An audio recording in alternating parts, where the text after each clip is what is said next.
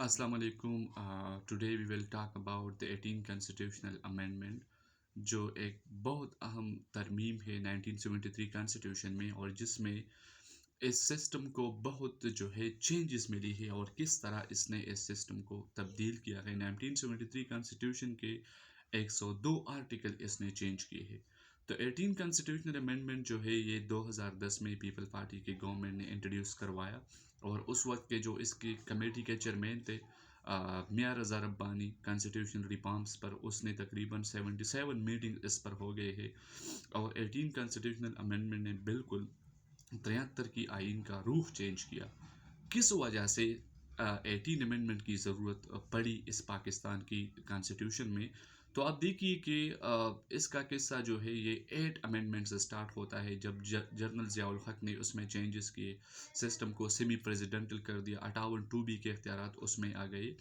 तो अगर हम ये तो बहुत लेंथी कॉन्स्टिट्यूशनल अमेंडमेंट है, लेकिन अगर हम इसको थोड़ा सा इसको जो है शॉर्ट करें तो इस कॉन्स्टिट्यूशनल अमेंडमेंट में पाकिस्तान की फेडरेशन जो है पार्टिसिपेटरी फेडरलिज्म ये इंट्रोड्यूस करवाया गया और प्रेसिडेंट के जो बहुत ज़्यादा डिक्टेटोरियल इख्तियार थे वो ख़त्म कर दिए गए, सूबों को इख्तियार मिले 1973 कॉन्स्टिट्यूशन में।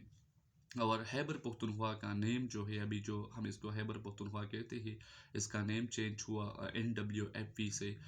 इस्लामाबाद हाई कोर्ट जो है इसमें इंट्रोड्यूस करवाया गया।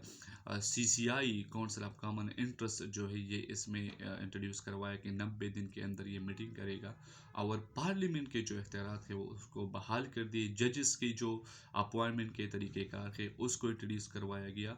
इसके अलावा जो है इलेक्शन कमीशन के जो इख्तियारात थे वो बढ़ा दिए गए। इलेक्शन कमिश्नर की जो अपॉइंटमेंट की जो प्रोसीजर है उसको मॉडिफाई कर दिया गया और निगरान सेटअप जो है उसका तरीक़ेकार जो है उसने इंट्रोड्यूस करवाया।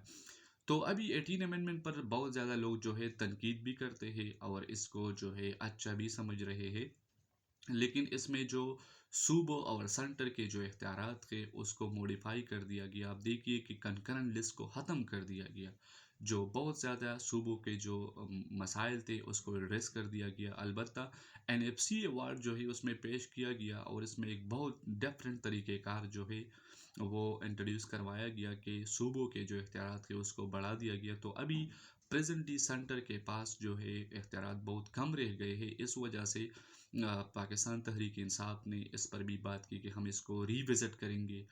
नवाज शरीफ की जो गवर्नमेंट जो अभी पार्टी है वो उसने भी एक जो है इशारा किया है कि हम इसमें कुछ चेंजेस करेंगे, क्योंकि फेडरल जो गवर्नमेंट है उसके पास इख्तियारात बहुत कम रह गए हैं और सूबों को ट्रांसफ़र कर दिए गए हैं। तो इस पर हमारा एक व्यू ये है कि पार्टिसिपेटरी फेडरलिज्म में आप सूबों को इख्तियारात देंगे, सूबे जब जितने भी मजबूत होंगे तो इसमें सेसेशन और इसकी सेपरेशन जो है जिस तरह बंगाल में हुआ 1971 में, तो उस तरह के मामलात पेश नहीं आएंगे। लेकिन इसके बरक्स सेंटर को भी इतना जो है कमज़ोर नहीं करना चाहिए, क्योंकि सेंटर के पास भी इख्तियारात होनी चाहिए। तो 18 कॉन्स्टिट्यूशनल अमेंडमेंट में इसने तमाम तर 1973 कॉन्स्टिट्यूशन का जो रूख है उसको चेंज कर दिया गया और 102 आर्टिकल उसमें मॉडिफिकेशन कर दिया गया और इसमें तमाम तर जो इख्तियारात थे वो सूबों को दिए गए और प्रेसिडेंट के जो असम्बली तोड़ने के इख्तियारात थे 58(2)B उसको भी ख़त्म कर दिया और वो सारे इख्तियार अभी प्राइम मिनिस्टर के पास थे। तो ये पीपल पार्टी को एक क्रेडिट जाता है कि सिटिंग प्रेसिडेंट ने अपने तमाम तर इख्तियार जो है पार्लियामेंट को दिए। जो आसिफ अली जरदारी था उसने किस तरह तमाम तर इख्तियार जो है वो जो है उसने पार्लियामेंट को और प्राइम मिनिस्टर को दिया गया। तो पाकिस्तान की हिस्ट्री में ये एक बहुत बड़ा जो है एक ब्रेक थ्रू है, एक बहुत बड़ा अमेंडमेंट है। उसने हमारे सिस्टम को डेमोक्रेटाइज़ किया, हमारे सिस्टम में जो है बहुत ज़्यादा जो डेमोक्रेसी है उसको पहला।